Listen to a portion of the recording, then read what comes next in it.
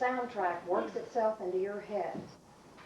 The Mingus and Charlie Parker, or the drizzle of that bluesy number, make your insides soften a little. Do a potent, woozy slow dance. So you hold on to this mood. And on the way home, you dodge curbs and maybe bounce a median while you try to get on paper exactly what this close ache really is, right here, right now. You should pull over, but you can't stop driving because no matter this throbbing moment of yearn and burn, you are still one of them, an overindulged, time-constrained consumer in a changeable gene pool just trying to get from A to B.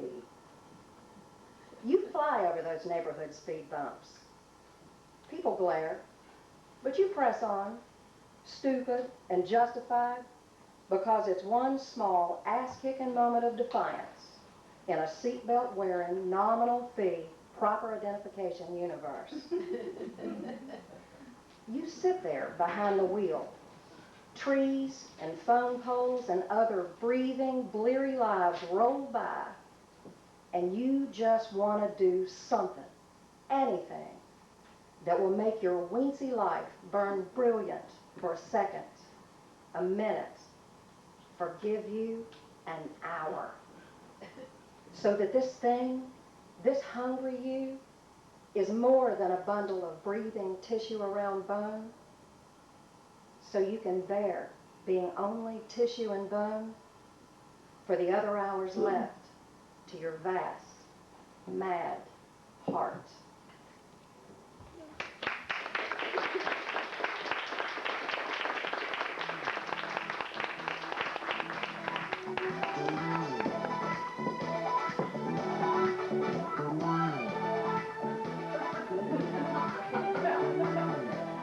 Good thing I learned a lot just from watching movies. The day I had to use karate, I wasn't worried because Bruce Lee had taught me well. A karate chop here, hi-ya! Karate chop there, hi-ya! I lay on the ground thinking, they must have watched the same movie. Cleopatra Jones, where are you? The first time I saw John Wayne, he was riding a horse. I sat mesmerized, eyes glued on him, wishing I could have him, wondering if I could have him. Wow, he was tall. Wow, he looked strong. And his color didn't matter. I just had to have him. But I knew in our small apartment, I could never have a horse. From watching horror classics, I learned how to scream.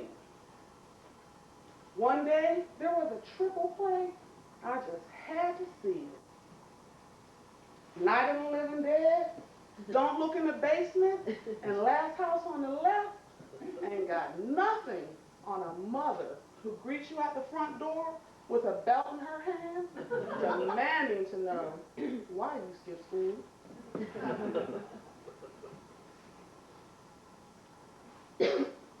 Shirley Temple made me dream of the day I would replace her on the big screen. Well, here I am. As you can see, I never caught on to that tap band and singing thing.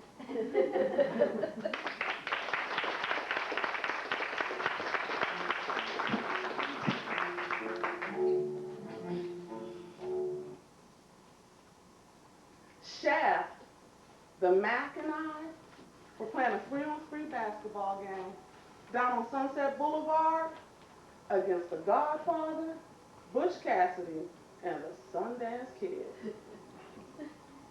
We had close encounters of the third kind. Every time the sound of music came blasting from the apartment where the Wild Bunch lived. This is modern times, right? So we didn't go psycho, a nod to the good fellows, and it was all quiet on the Western Front. Yeah, right. Oh, hell broke loose amongst the spectators when someone said, "You know white man can't jump. Get somebody else out there." Now, I think it was my cousin Vinny, but he swears it wasn't. But that was the beginning of the Star Wars. Rocky started boxing Helena. Tootsie slapped Mrs. Doubtfire. Now that was something to talk about. Batman and Robin sprayed American graffiti all over the Men in Black. The third man was chasing a sixth man, hollering, "I'll divide you in two." Dracula bit the bodyguard, leaving the African queen on deadly ground and unprotected. Where's the hero when you need one? I looked across the court. All the president's men are guarding Tess. Couldn't find the Universal Soldier. He was probably in Iraq.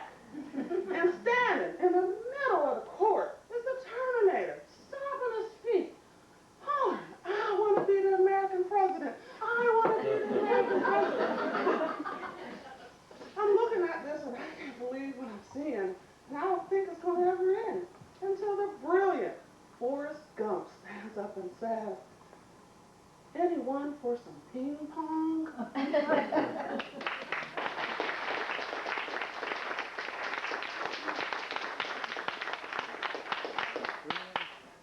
Thank you guys for laughing at that. And in the movie story, I use titles of movies. So we have a $10 gift certificate to Blockbuster, to the one who comes closest to the number of movies and titles that I used in the story. So start guessing. 57. Too high. 28. 3. 31. 40. Lower than 40. 31. Higher 35. than 21. Higher than 35. 32. That's it, 37. Oh, no,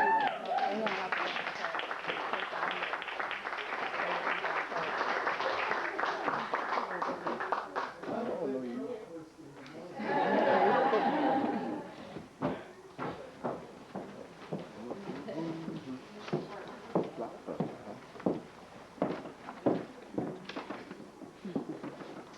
What an exciting night this is for us, our 5th anniversary show. And we thank you so much for coming and doing that.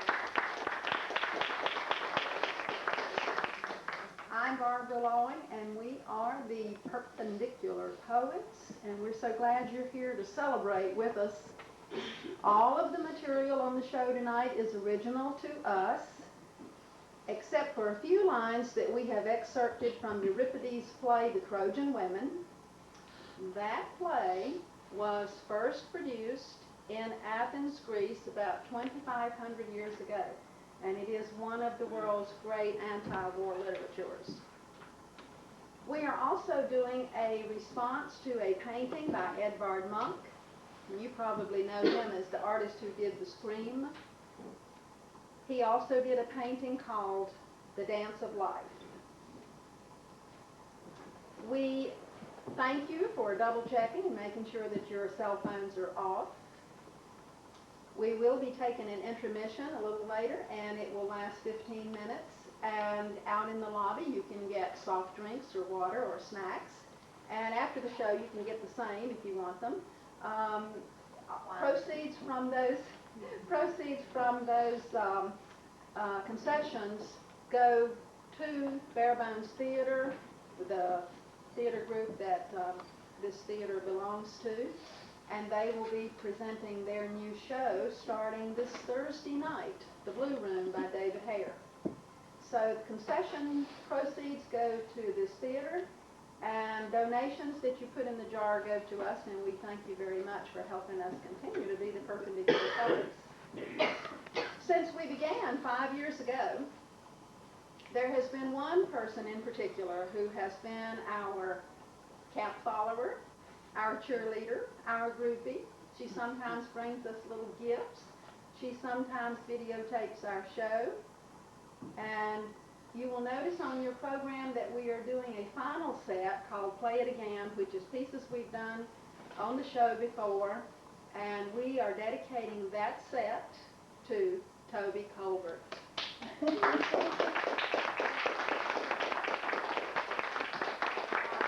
with the show.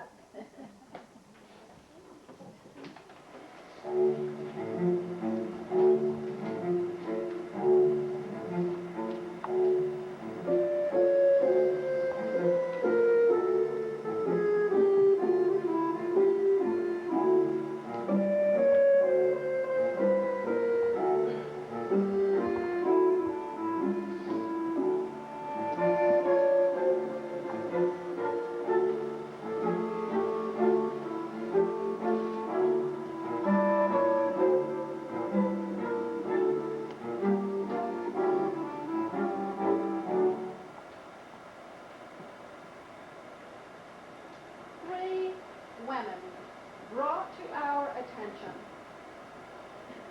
Perhaps the three are one. The first, shy yet eager, not quite sure but hopeful, does not dare make a first move. She is waiting for her fate. The woman in red endures that fate, full of sorrow for a happiness she thought would be hers, happiness she could no more grasp than a play of light on the wall. This dancer in red, can we call her a dancer? Does no more than endure under cover of bright dress. As her feet keep step, she observes all that is happening through the eyes of the woman in black.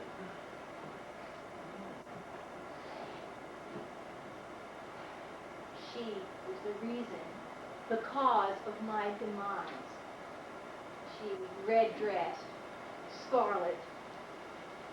I, impervious to guile, had never known such anguish until that night. The dance on the lawn, the sea glimmering in the moonlight, the perfect evening meant for me. But she was there, enticing, aloof, his eyes soon filled with contempt for me and lust for her, and the evening was interminable. That night ruined me. Gradually, I became bitter and black, dead inside, cold and black.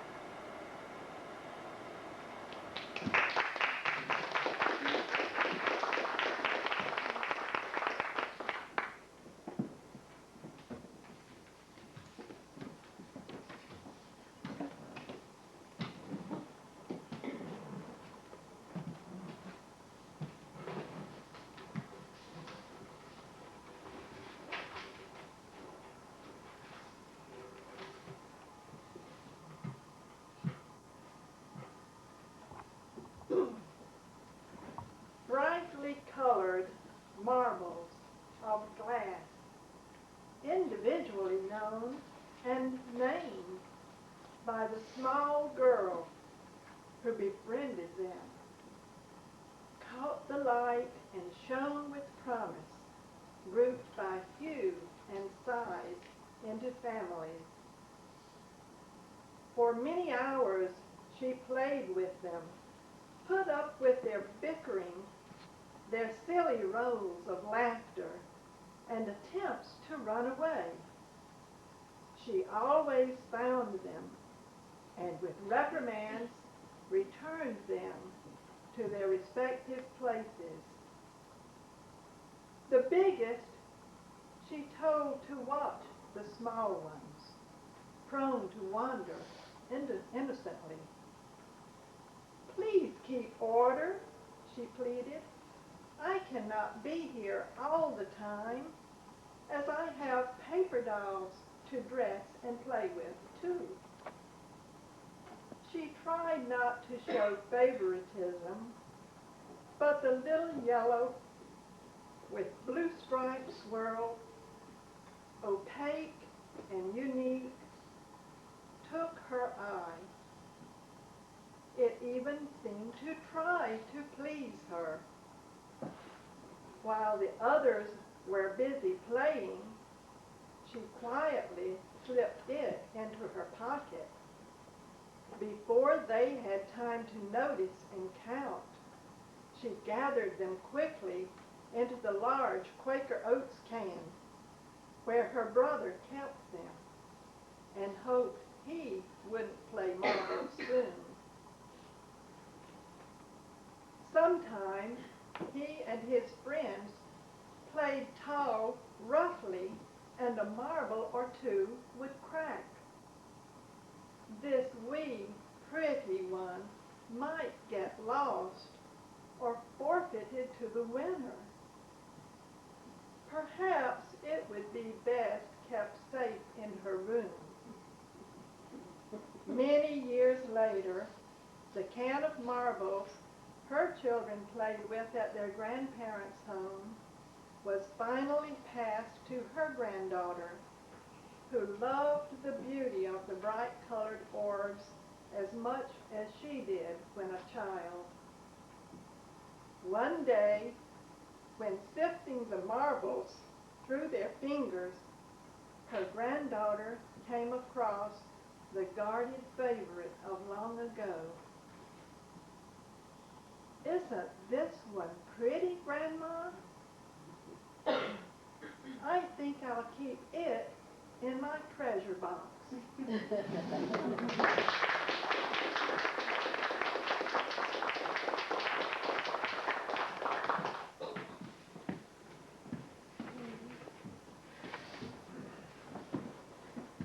This is called Through Me. One night during martinis, the grown-ups called me in. Their faces were large and red in lamplight. "Come here," Uncle Buzzy ordered. "Walk across the room. Now, again." I was 9, awkward, my clothes felt too small, but I walked. "See that? She moves just like her father did. Exactly." By then, my daddy's ashes were months gone, blown wide into the Mojave Desert. The scent of his blue work shirt my mother balled up under her pillow had long faded. I was all of him we had left. "That's not it," said Aunt Janet, rising to grab my chin. "Look at her. Those aren't the eyes of a child. That's Ralph looking out. Her father looks right through her." For a long while after, I'd cut my eyes toward myself, quickly, in any mirror, trying to catch a fleeting glimpse of this ghost that was me. I wondered, where did he end so I could begin?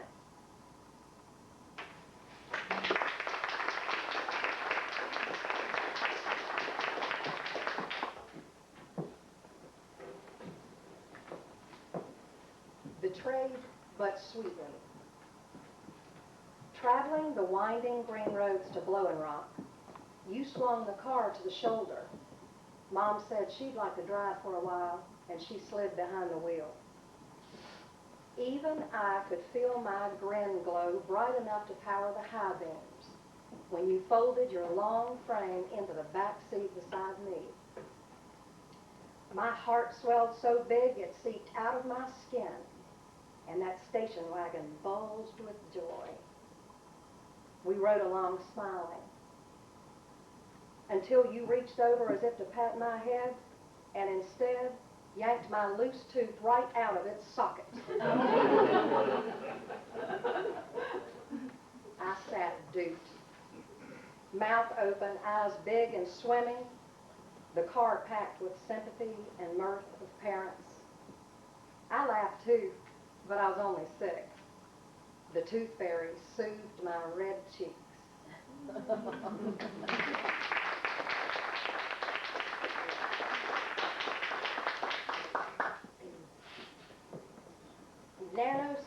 romance. She meets him on the internet. The language of lonely bounces across ions. Demographics and credos are exchanged in 2 weeks of frenzied typing. The word love clearly a click away. She receives his pic on a Thursday, and even Adobe's most generous software cannot alter that chemistry crash. By Friday, the entire courtship resides in her recycle bin.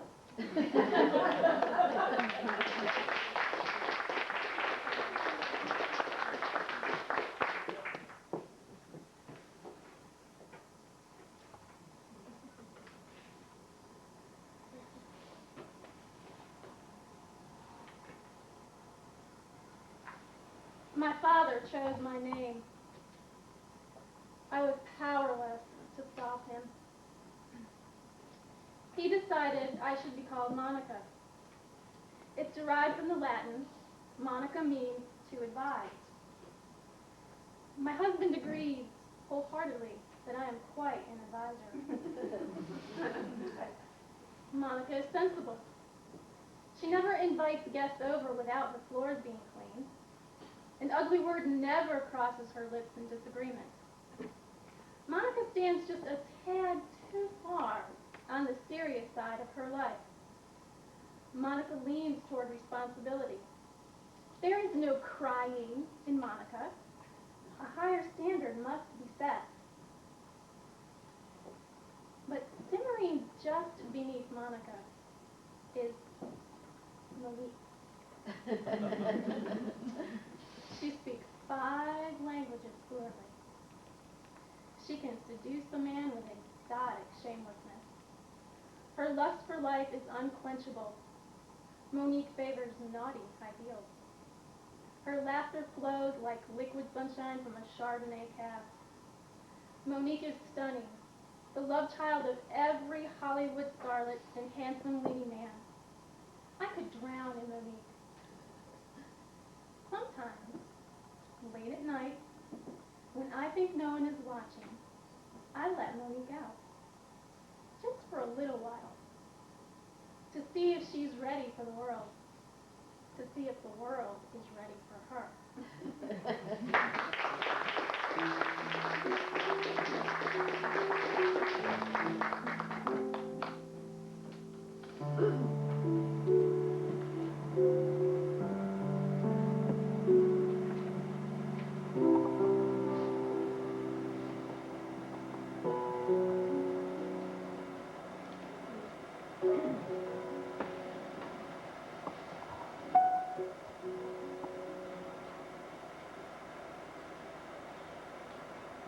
With the smell of sleep still in my hair, I walk down to the ocean's edge and sit a while and wonder what holds the water back.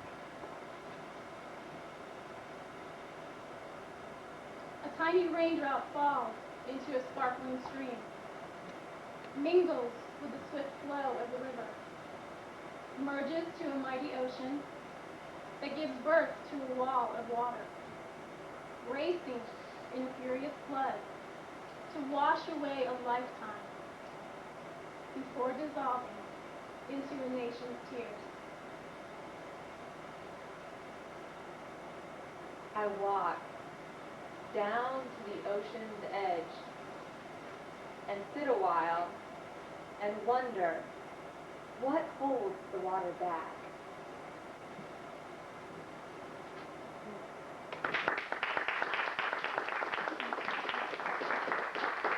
American casualties continued to mount today as a suicide bomber attacked a U.S. convoy on the outskirts of Fallujah. A Pentagon spokesman stated that 3 American soldiers were killed.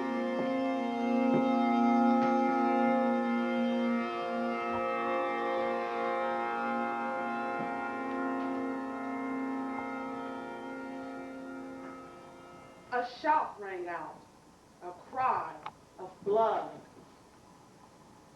Then war came forth from his hiding place. Oh, our sorrow fearful music of war is heard. The sound of weeping, the song of tears, the song no feet will dance to ever.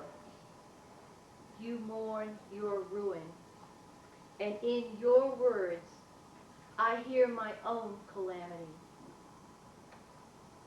Oh, I rock myself this way, that way. Tears are sweet in bitter grief, and sorrow's song is lamentation. Such is our pain for the wretched, the ruined, for a city that has fallen.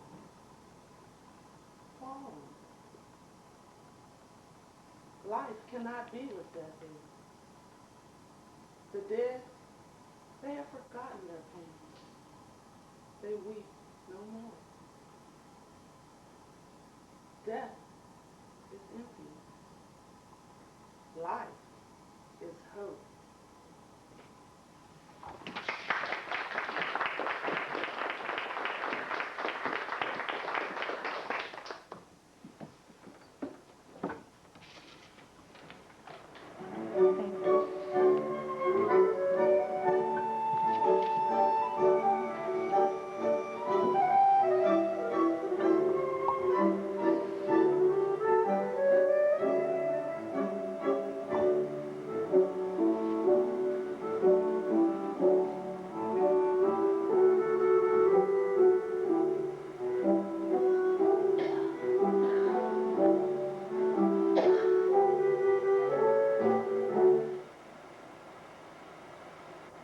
I won't let your choices drag me down anymore.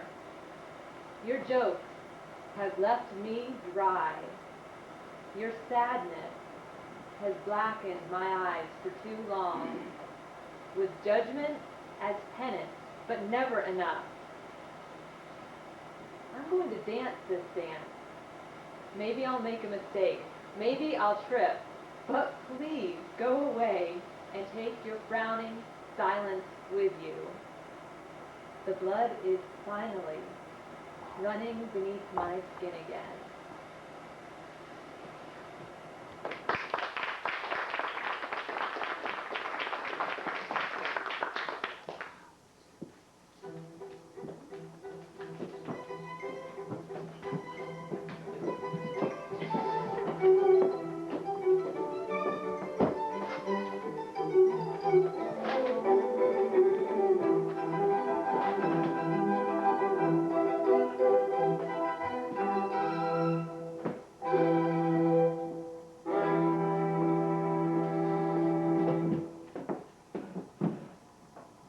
This is called Coupon Man.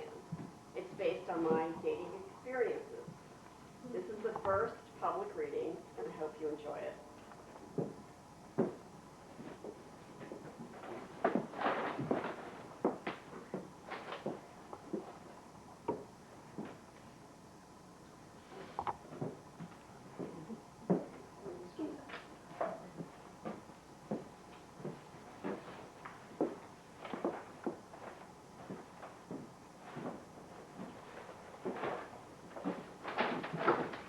California Zinfandel, you're gonna love it. Are you sure? Yes. Absolutely. I didn't love it the last time. If you don't, I'll bring yours. So tell me again, which one is it? The coupon? It's the one with the... No, the man. Is it the one from Match.com? No. You mean the guy with the roommate? No, he was sort of single. His roommate was his girlfriend. Oh, gee, the sleeves. Yeah, I know. No, the guy that you're talking about is, I know him from Sierra Club and Travel Club and from the singles group at church. You're such a groupie. I'm really not. It's just that where else can I meet people? I'm not a 20-something midriff showing pierced belly button kind of gal.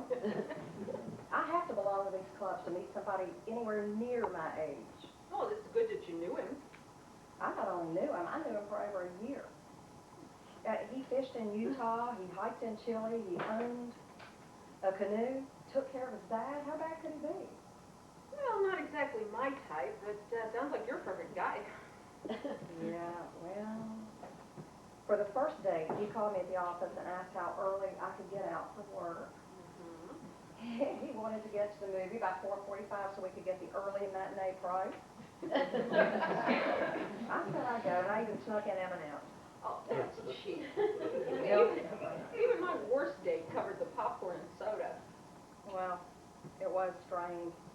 I mean, he was witty, but after the movie, he handed me that entertainment book, the one with the 2-for-1 coupons, and he goes, "Go ahead, pick any restaurant you want to go to." Where did you go? Phillips. I know. It was nice. His tales of fishing in Utah were wonderful. Yeah. The second date was where? It was breakfast and a drive to the country Ooh, romantic. with his dad. Oh. Wait, can't cut the strings? Breakfast at Bojangles. What? I had the orange juice. Beth, you're doing it again. What? He's a loser. Hey, he didn't do anything. Oh, really? Tell me what you did that day. Now, wait, he did chop wood. Yeah, tell me what you did that day. I stacked wood in the truck.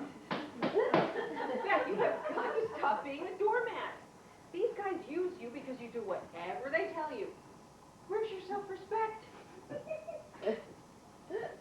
Until we get a hired hand, you don't have to prove you're as tough as a man. You're not a man. There's more. Unbelievable. You went out with him again. I had tickets for that new play at the Bare Bones Theater, you know, with Jimmy O's. Yeah, those are hard to get. I'll say. I said, I'll get the play, you get the dinner, we'll double date with my friends, Charlotte and Patrick. You know Patrick, he's a good old Irish soul, he can get along with anybody. And he is so cute. He is. If I could find a man as fine as him, I'd marry him. Hell, I'd even go fishing in Utah. No, you would not. So where'd you go? We went to the Providence Cafe. Charlotte and Pat ordered Manhattan. A couple of rounds of Manhattans. Uh-oh. Yeah, Pat talked a lot. Talked about launching a new career. Maybe a real estate agent, maybe a travel agent, maybe going to the restaurant business. You know what my date said? What did your date say? He had an answer for everything. Everybody has a real estate license. Travel agents are a dime a dozen. Did you know that restaurants have the highest bankruptcy rates? I would have ordered another Manhattan. Yes, you would. No matter what subject Patrick brought up, there was some kind of negative response. It was bad. So after a while, Pat just gave up. Were you saying anything? You didn't say anything? God, Beth, how's a mousy woman attractive? You could have at least practiced on him. Yeah, it was hard. Everything was so downbeat. Charlotte asked about his trip to Chile, and so that took up some time. Thank God. But before dessert, it was bad. We all had indigestion. What? What happened? The check. Yeah, the waiter had split it in half, and my date said, "What? You think I'll have to pay for their drinks too? If I'd have known that, I had the check separated." Oh gosh, let's embarrass ourselves. See, I mean, right away, Pat says, "Oh, we'll pay for our drinks," and my date goes, "Yes, you will." It was horrible. Loser. You're the loser. And then he yells and waves across the room at the waiter. "Hey, buddy, you think I'm paying for their drinks?" And in slow motion, the entire bar turns to look at our table. Oh, God. I recognize a few people from work. It's horrible. Where could I crawl? You just get up and leave. I wish I'd thought of that. Listen, I'm stuck in the booth. My only option was to crawl under the table, which I would like to have done. But Charlotte and Pat were rolling their eyes, and we all just wanted to die. It was bad. And the poor waiter, he comes flying across the room with this piece of paper, long white paper, fluttering in the wind. It was our bill. And he sits and goes over the bill for 15 minutes, item by item by item. And then he discovers that the 10% coupon has been left off. So for $5, my friends and I were fools for the people in the Providence Cafe. I can never go back there. But they have the best Manhattans. Too bad. It was over right then, of course. There's no way I could ever go out with that guy again. So what did you tell him? I said I had to go home. He said, I guess this isn't going to work. Can you tell me why? Said 3 dates, 3 coupons, you're out, buddy. Goodbye, coupon man. Yeah, another cheapskate for you. Oh, come on, I'm over that. Oh, promise? I promise. Now, let's No, get the hell out no of here. more cheapskates? No more cheapskates, I promise. Let's get out of here and go shopping. I have a coupon for the shoe warehouse.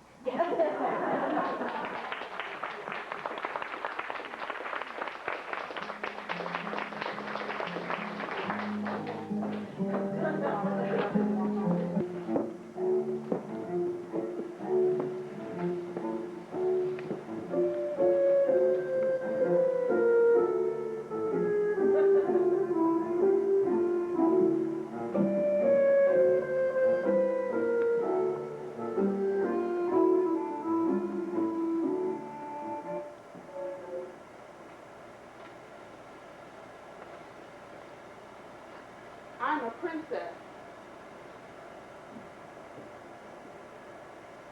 I smile when I don't want to. I speak when I don't want to. I dance when I don't want to.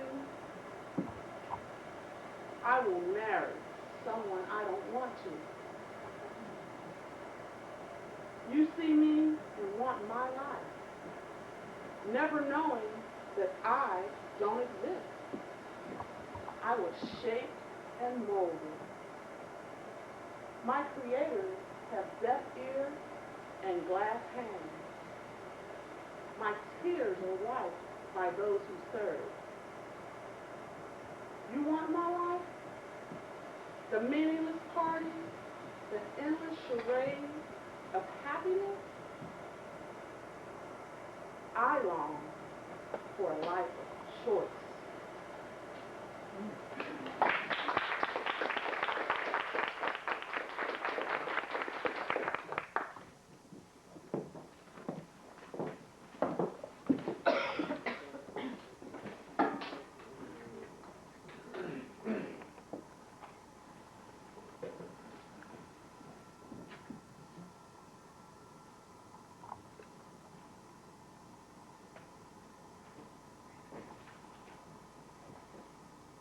Some folks think I am pretty to look at, but not much else.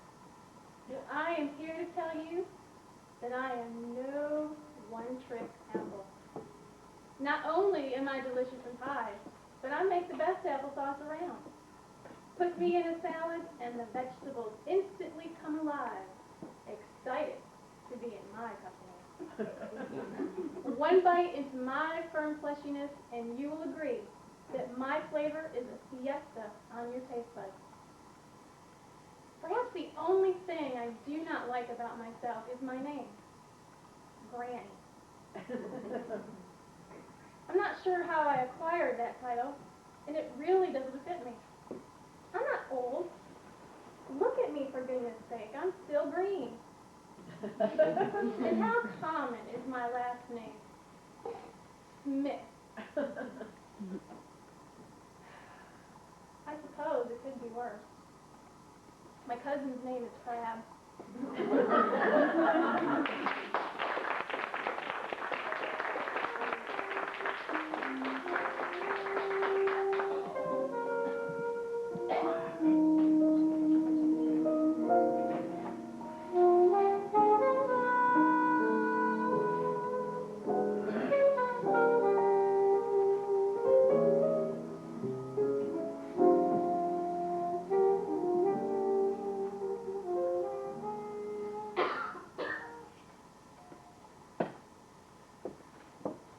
With a bump and a cry, she fell into the world. Undone by the fall that doomed us all, she lifted her heavy head off the floor and walked a step or two. unsteadily plowed her way against gravity until a few bad falls, such as in love or off the shoulders with no one spotting, or out of what she thought was love, knocked her breathless, and she decided never to fall again. Meanwhile, the trees outside her window were looking uglier by the day, clinging like greedy children to leftover leaves. Each night, she held on tighter to a life that stayed wrapped up round her neck, anaconda-like. Until one morning, a beautifully bare tree whispered, "Let the wind carry you to the ground." "I won't," she said. "Roll you over." "I can't," she said. "Make room for new life." "No, I must be perfect," she cried, and tried to run away. But the more she ran, the more she could hear the wind calling her with its wild ways. "What are you afraid of? What do you have to lose? Let go and make room for spring."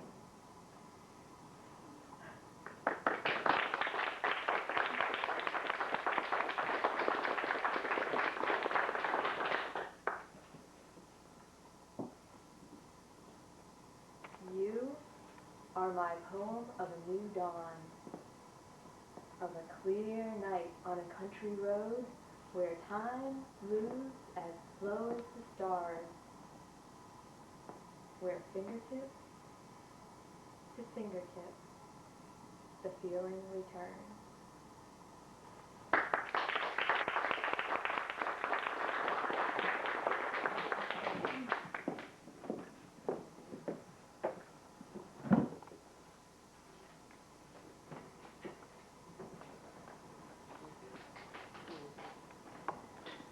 Love letters. The letters, folded neatly, have softened with age to the texture of fine linen. My mother's delicate script breathes across the envelopes, at odds with the feisty Irish woman I knew. It is Christmas Eve, 6 days since her passing. My younger sisters stand together, silhouetted by firelight, the letters held gently in Ginger's left hand. The letters, and my sisters, hold keys to my mother that I would give much to obtain. Her hopes, her dreams, her support, her love. Now, as ever, I stand apart, watching. While my sisters grieve, I'm silent, but hopeful that these letters, so carefully saved for so long, will show me at last the depths of my mother, who shared only her surface with me. And then, in a moment that seems to stop time, the letters are fed to the fire. Mom's last request, made of my sister, one of the ones that she trusted. I would have read them, not out of spite, but in search of connection, of hope that under the coldness, a woman had breathed. A woman like me.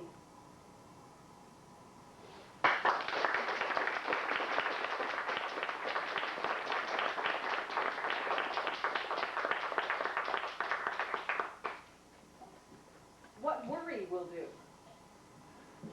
Worry will keep you from lounging on a day after too little sleep. While the Starbucks steam licks your eyelids awake, consciousness dwells in the past, in those long pre-dawn hours when worry snatched the sweetness of a sleepy stretch, the gentle glide back into dreams. Worry's grip is relentless. It hovers, poised to dive the moment sleep is forsaken and the tiniest mote of awareness creeps in. Worry gathers the unsettled notions floating about in your mind and tosses them into a whirlwind. You wake in the throes of tornadic distress and the mad counterpoint staccato of worry's triumphant dance. For that is when all your circular thinking bears fruit. Worry stockpiles its harvest in dim, airless corners till a bounty is gathered for the dark master, fear. More imposing than worry, more subtle by far. Fear's dance is the sinewy tango, with a bass note so deep you can't hear it, you feel it, as fear wraps you tightly in black widow silk. What was it you wanted? One day to relax, a moment in time with no stress on your mind?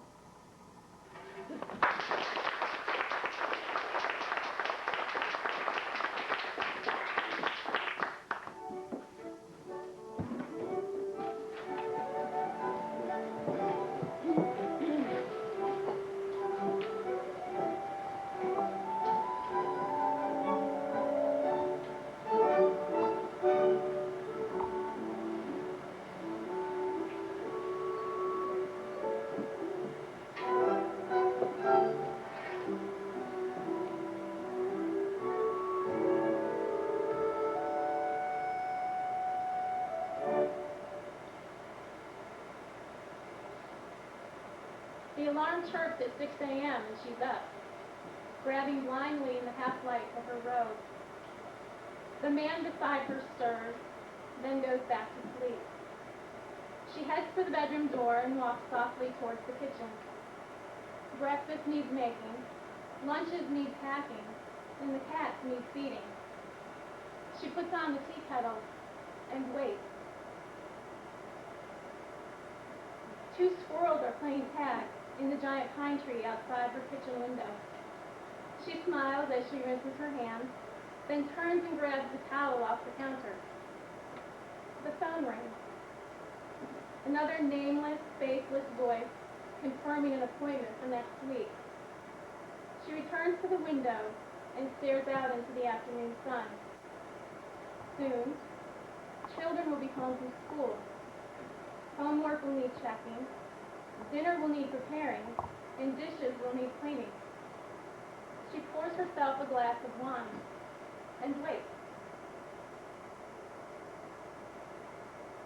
The bedside lamp softens the harshness of the day reflected in the image staring back at her.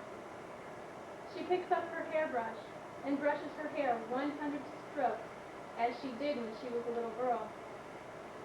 She wonders when he will be coming to bed. She pulls the nightgown over her head.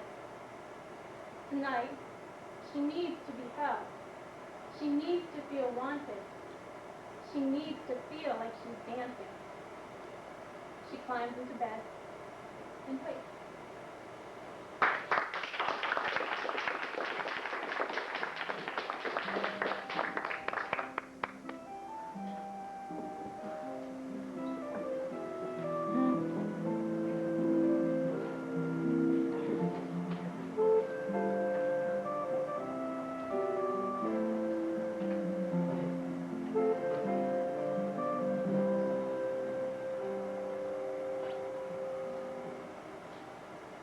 This is a poem about a favorite thing of mine.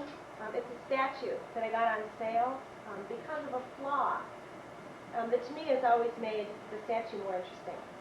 The poem is called Bubba Buddha. I bought him for my garden from a woman in West Virginia. An angry dent scars his copper brow from too much focused concentration or a knuckle sandwich. He poses, though, fingers curled under the Japanese maple, shrouded by white azalea. The old magnolia rises behind. He's a quiet sort, prone to peaceful contemplation. But don't ever, ever call him a Yankee. In a heartbeat, he'll kick your ass.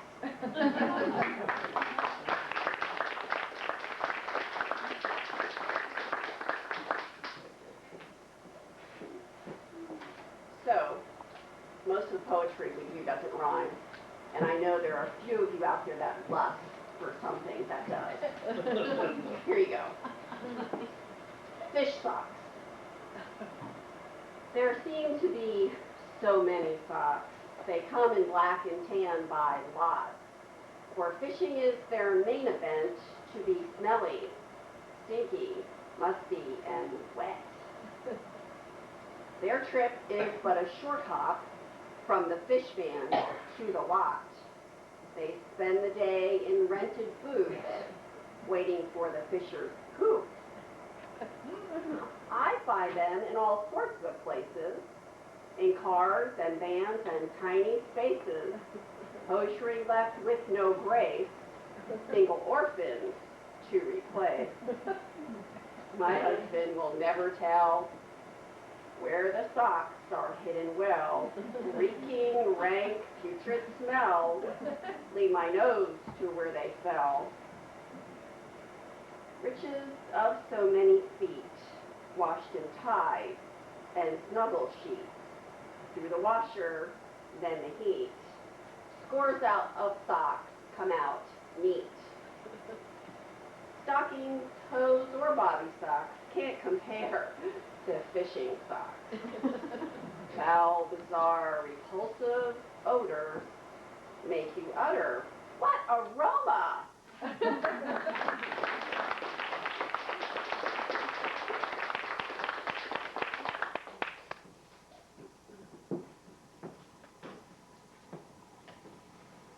Questions? Questions. They flit across my mind. They surprise. Like someone on the street, dropping his pants and mooning me.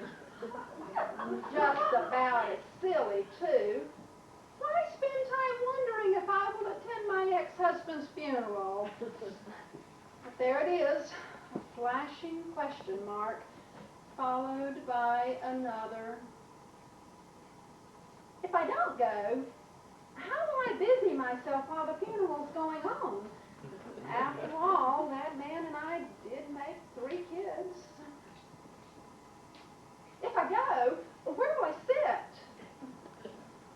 I'll wait until everyone is seated, then quietly sit on the front pew. I'll turn to the wife behind me to whisper some justification. She will say, "That's okay, you were first." Well, perhaps I'll slip in at the back and out of necessity learn in a flash to make myself invisible. Today I remembered a friend's motto: adjust, adapt, accommodate. Oh, what about the words I've passed to my children? Lie down with dogs, get up with fleas. You don't know what you can do until you know what you want. Life is easier to live if you're thankful for life. Don't ruin your vacation by eating a lot of junk food. Such a long, long string of words I've given my kids.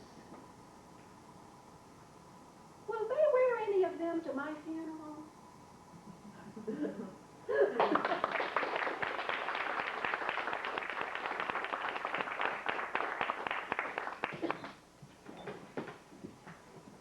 Pocket peppermill for savvy travelers.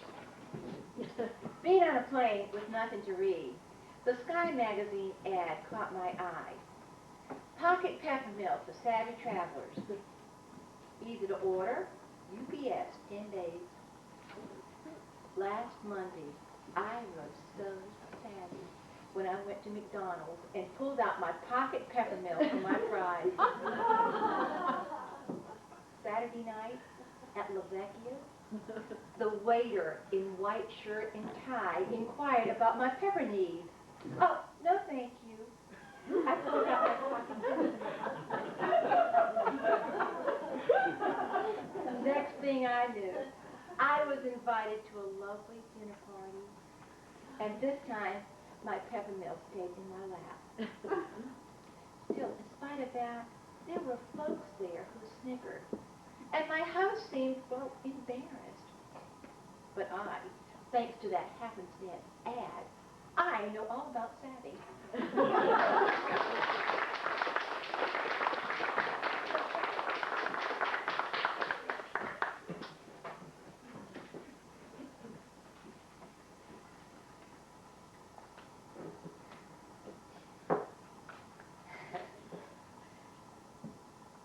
By special request for Deborah's daughter. I left Charlotte and moved to my grandmother's farm in a small town about an hour north of here. I lived there for about a year and a half. My grandmother, who is 93, lives in a rest home 1 mile from her farm. Now, don't let her age or the fact that she lives in a rest home fool you into thinking that she doesn't have all her wits. She knows exactly what's going on. My grandmother is one of the most honest, upstanding, practical, and direct people that I've ever met. I wouldn't trade my time with her for anything in the world. But she lived in this town close to 100 years, and she was bored to tears in that rest home. So as long as I was a local call, she kept me well informed. Here are a few of her answering machine messages. I may have embellished just Where are you? I don't know why they spent all that money to take all the folks here to see them holiday lights down at Tanglewood, rented a bus and made all that fuss. Most of them don't know they've been anywhere an hour after they get back.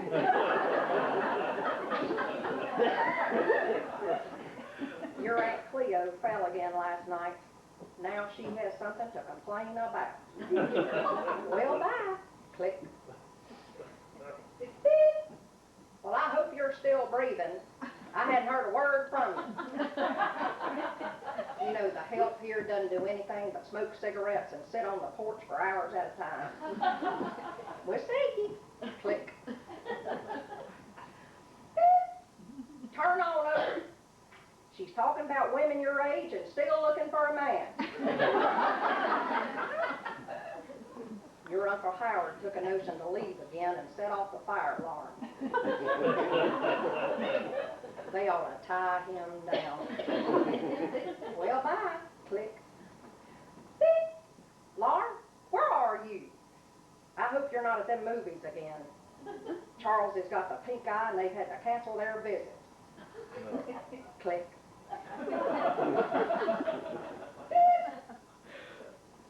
You know they're letting in drug addicts because it's paid for by the state. This is an old folks home, not a rehab center. I was in the bathroom, I shared with one of them and found a 40-ounce Budweiser behind the commode. They took my blood pressure and it shot up 50 points. I hope you're not taking the exercise, you'll get the hypertension. Well, we'll see. Click. Now, Dr. Phil's having a special show on the change of life. Now, you be sure and turn on the television. It won't hurt you to learn something ahead of time. Where are you? Click. Well, Laura, now you've done it. You've run off to Charlotte again and let Jimmy Potter get a girlfriend. The last available man in Harmony. Click. We had a biscuit for breakfast this morning you could knock a dog down with. But the coffee was good. I hear Cleo ringing her bell. She fell out of bed again last night. They ought to tie her down. You know, her mama had a boarding house, but she wasn't no good. You can just look at some of Cleo's people and know they don't have the same daddy. Now, Cleo looks just like her brother, but there's two others don't look a thing like the rest of them. One of them kind of favors my Uncle Will now that I think of it. Well, they're calling us for dinner. We'll see. Bye. Click. Beep. Laura, did them camellias ever bloom, or did the ice get the buds? Cleo's feeling right low. I thought you might trim something for her. We'll see. Click. Beep. Well, they're taking all of them to the movies. If I wanted to see a movie, I'd get you to take me. If you'd ever stay at home. I'll not go with this bunch. When they get back, they won't know what they went for. We'll see. Click. Beep. Laura, where are you? I hope you're not going to town again. You just went yesterday. I hope you're not driving around talking on that cellar phone. Dr. Phil says that is the most dangerous thing you can do. New York's got a law against it. We'll see. Click. Beep. Laura, now listen.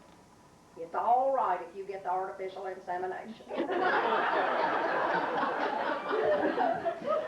It won't matter anyway. I'll not be around much longer. We'll see, and I love you. Click.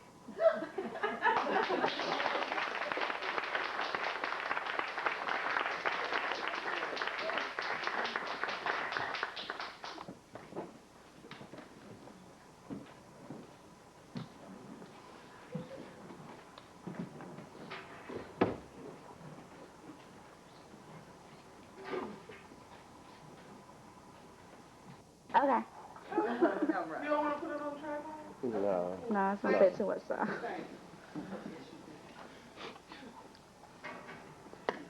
A jolting leap from bed didn't move him.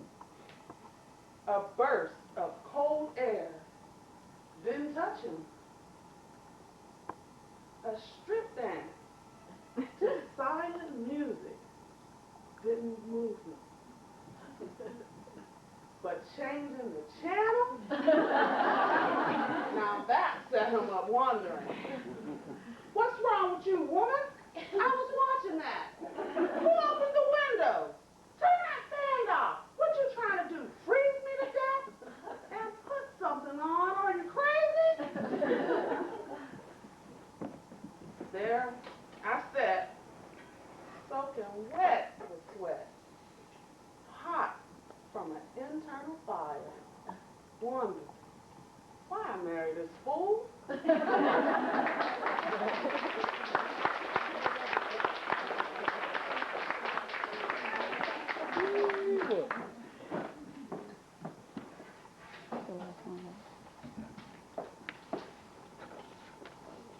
Touchstone. It's late. I slip between the soft jersey knit sheets and pull Granny's quilt up over my shoulders. Settle into the rhythm of the night. The paddle fan sweeps air gently over me. My ear tunes for security, that low guttural sound. Silently across the sheet, a foot searches for mine and carefully caresses my instep. Touchstone.